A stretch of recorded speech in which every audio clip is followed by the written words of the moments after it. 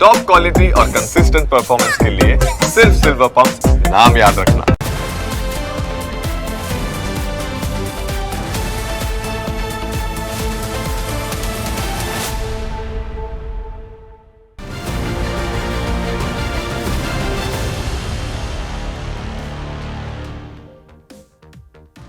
સનાતન હિન્દુ ધર્મ દુનિયાનો સૌથી જૂનો ધર્મ છે। 5000 વર્ષ પહેલાં હિન્દુ સંસ્કૃતિ અસ્તિત્વમાં આવી, ત્યારબાદ કેટલીય સંસ્કૃતિઓ આવી અને ગઈ અને હજુ પણ ઘણી સંસ્કૃતિઓ પોતાનું અસ્તિત્વ વધારવા માટે હવાતિયા મારી રહી છે।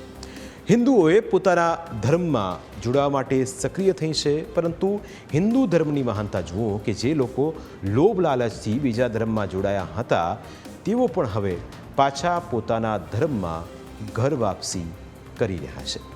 ડાંગ જિલ્લામાં મોટા પાયે ધર્માંતરણનો ધંધો ચાલે છે। ખ્રિસ્તી મિશનરીઓ મોટા પાયે હિન્દુઓનું ધર્માંતરણ કરવાના પ્રયાસો કરતા રહે છે।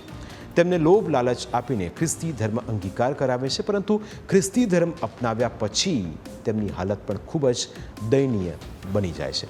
ડાંગ જિલ્લાના સુબીર તાલુકાના 47 લોકોએ પણ લોભ લાલચમાં આવીને ધર્મ પરિવર્તન કર્યું હતું, પરંતુ ખ્રિસ્તી ધર્મમાં મોહભંગ થતાં જ હવે તેમણે સનાતન હિન્દુ ધર્મમાં વાપસી કરી છે।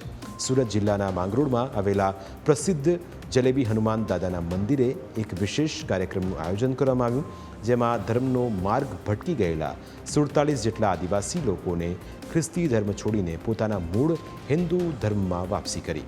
આ વિધિમાં શાસ્ત્રોક્ત મંત્રોચ્ચાર સાથે તમામ પરિવારોને હિન્દુ ધર્મમાં વિધિવત રીતે પરત લાવવામાં આવ્યા।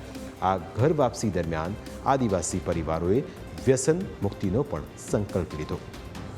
મહત્વનું છે કે દક્ષિણ ગુજરાતના આદિવાસી વિસ્તારોમાં મોટા પાયે ધર્માંતરણ થઈ રહ્યું હોવાના આક્ષેપો હિન્દુ સંગઠનો દ્વારા કરવામાં આવતા હતા અને દેવ બિરસા સેના ધર્માંતરણ કરીને અન્ય ધર્મમાં ગયેલા લોકોને પાછા લાવવાનું કાર્ય કરે છે। તેવામાં ખ્રિસ્તી ધર્મમાં ત્રાસી ગયેલા લોકોએ દેવ બિરસા સેનાના અધ્યક્ષનો સંપર્ક કર્યો અને ઘર વાપસીની વાત કરી હતી, જેને પગલે તેમને જલેબી હનુમાનજીના મંદિરની પવિત્ર ભૂમિ પર તેઓની ઘર વાપસી કરવામાં આવી।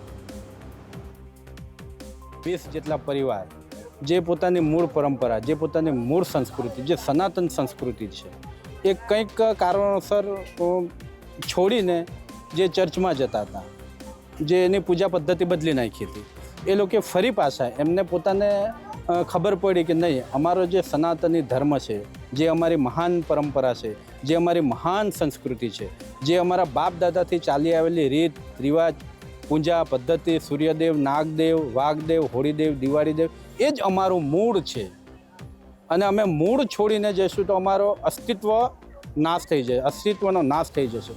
એટલે એમને પોતાની રીતે અમારો સંપર્ક કર્યો અને અમારે પૂરેપૂરું અમારે સનાતન સંસ્કૃતિમાં આવવું છે, તો આ બધાએ ફરી પાછા પોતાની ઘર વાપસી કરી છે અને સનાતનની સંસ્કૃતિમાં જોડાયા છે, તો આ બધાને ખૂબ ખૂબ અભિનંદન।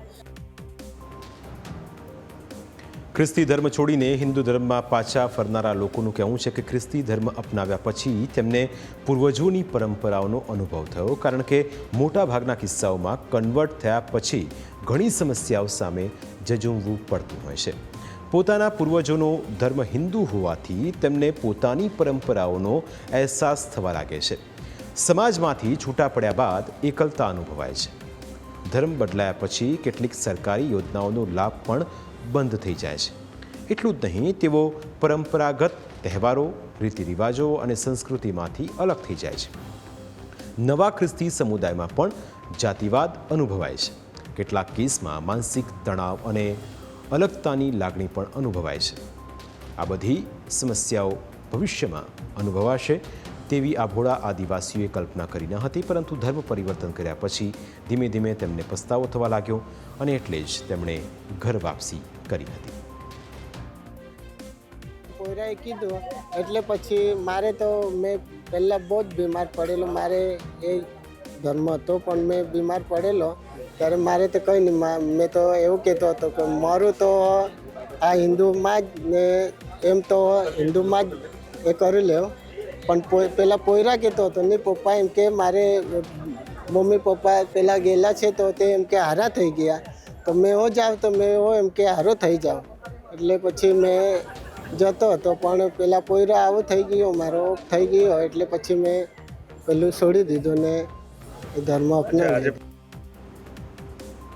ઉલ્લેખનીય છે કે હજુ થોડા મહિના પહેલાં જ સુરત ગ્રામ્ય પોલીસે માંડવી તાલુકામાં ધર્માંતરણના મોટા નેટવર્કનો પર્દાફાશ કર્યો હતો, જેમાં ગરીબ દર્દીઓને ક્લિનિક પર બોલાવી એક કથિત તબીબ લોભ લાલચ આપી અંધશ્રદ્ધા ફેલાવતો અને ધર્માંતરણ કરવા ફૂસલાવતો હતો. આ રેકેટમાં સરકારી શાળામાં ફરજ બજાવતા શિક્ષકોની ધરપકડ કરાઈ. જો તમને પણ આવી કોઈ લોભ લાલચ આપે અને હિન્દુ ધર્મ વિરુદ્ધ ભડકાવે તો તરત જ પોલીસ અથવા હિન્દુ સંગઠનોનો સંપર્ક કરો, જેથી તેમની સામે કાયદેસરની કાર્યવાહી થઈ શકે અને સનાતન ધર્મ કાયમ રહી શકે. પ્રાઇમ 9માં આજે બસ આટલું જ. ફરી મળીશું આપને સ્પર્શતા મુદ્દા સાથે. ત્યાં સુધી રજા આપશો. નમસ્કાર.